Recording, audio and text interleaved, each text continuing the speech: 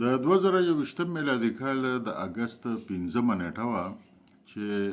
افغان طالبانو کابل قبضه کړ او دغه شان په افغانستان باندې د هغوی 15 کلن اقتدار شروع شو.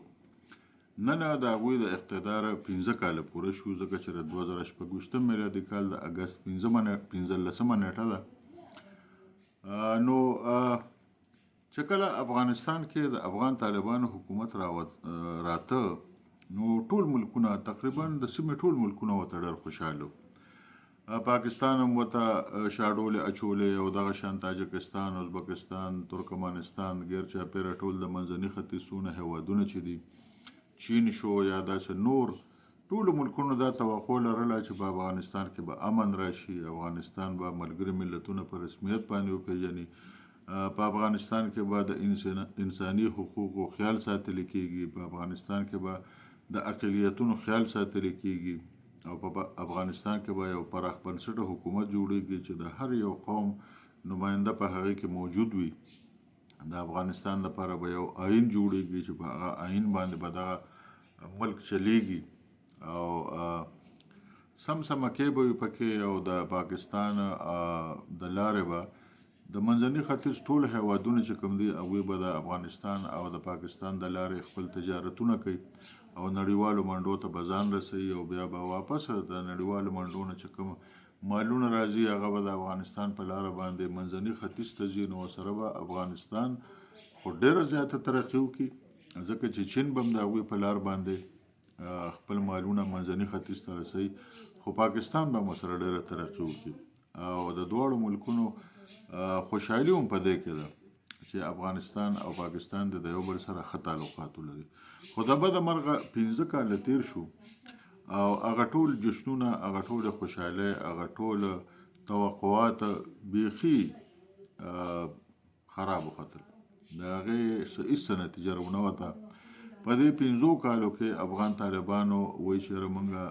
په ملک باندې قبضه کړې ده او په ملک کې امن دی. نو به هر حال امن خو په هدیره کې وي، ځکه چې په هدیره کې ټول مړي پراته، نو بس امني خبره ختمه شوه. د هغې نه علاوه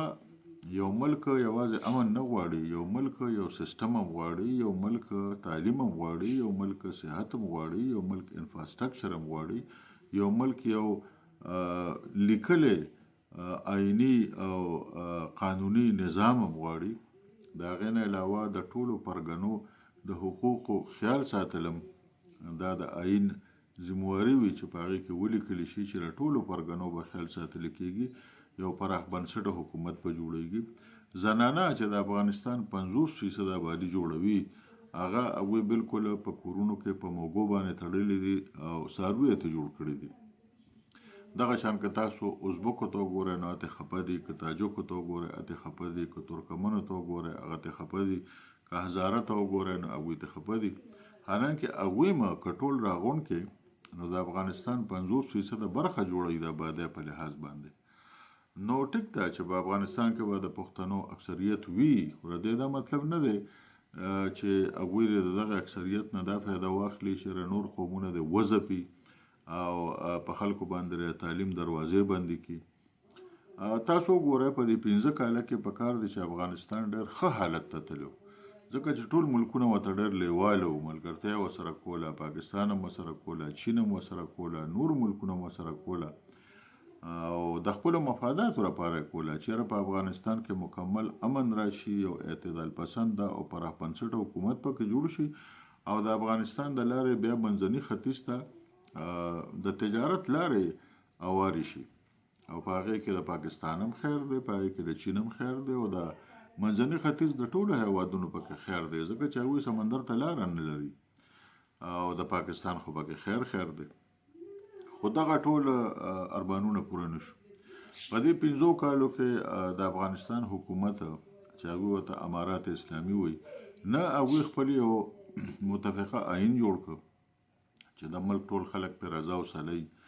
نه هغوی څه داسې تعلیمي نظام جوړ کړ چې یاره په هغې کې د زنانو دپاره، د هلکانو دپاره، د جینکو دپاره یو تعلیمي نظام وي، یو اعتدال پسنده نظام وي،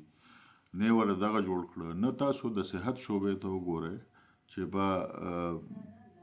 کابل کې یو ماشوم هم ناجوړه شي نو د علاج دپاره پاکستان ته راولي،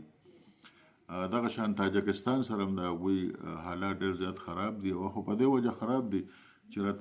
بدخشان چې کومه صوبه ده نو دا نیمه په تاجکستان کې ده او دا نیمه په افغانستان کې ده او په بدخشان کې نن سبا حالات ډېر زیات خراب دي دغه ځای کې چې کومه مقامی کمانډر دی جمعه خان فاتح زما په خیال د هغه نوم دی هغه طالبانو سره باقاعده جګړه شروع کړې ده او ډېر کسان یې ولې وجلم دي او دوی ورپسې د کندهار نه ډېر زیات فوجونه لیږلي دي خو هغه علاقه ډېره غریزه علاقه ده واوره پکې ورېږي او هغه خلک خو پکې ښه بلد دي خو د کندهار خلک پکې خیر دونه نه دي بلد او د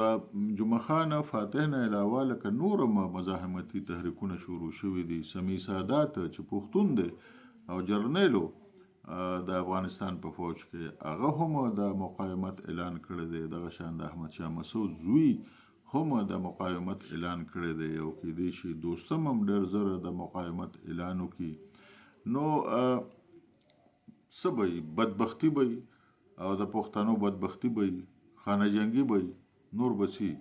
لکه څه به جوړیږي خانه جنګي به جوړیږي او ټول عمر چې په افغانستان کې خانه جنګي جوړه شوې ده نو هغه یوازې د افغانستان ولس نه دی ځپلی ورسره پاکستان هم ځپلی دی ورسره تاجکستان هم ځپلی دی ورسره نور ملکونه هم ځپلی دي نو دا ټول ملکونه د دا غواړي چې په کار دی چې طالبانو د دوحې په معاهده کې چې هغوی په کومو تحریرونو باندې او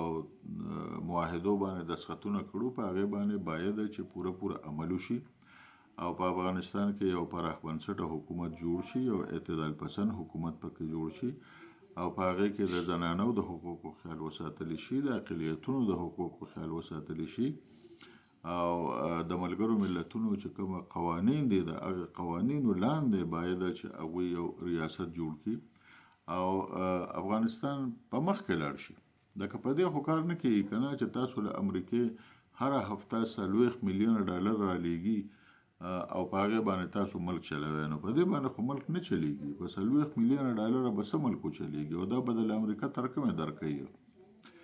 نو دا کارونه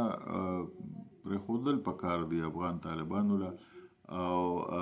چې دوی دا وایي چې موږ د افغانستان اصلي بچي یو نو پکار دی چې د افغانستان خلکو له توجه ورکړي د افغانستان عوامو له توجه ورکړي او تاسو اوس هم په کومه کاته کې د امریکې نه د 40 میلیونه ډالره د هفتهیالی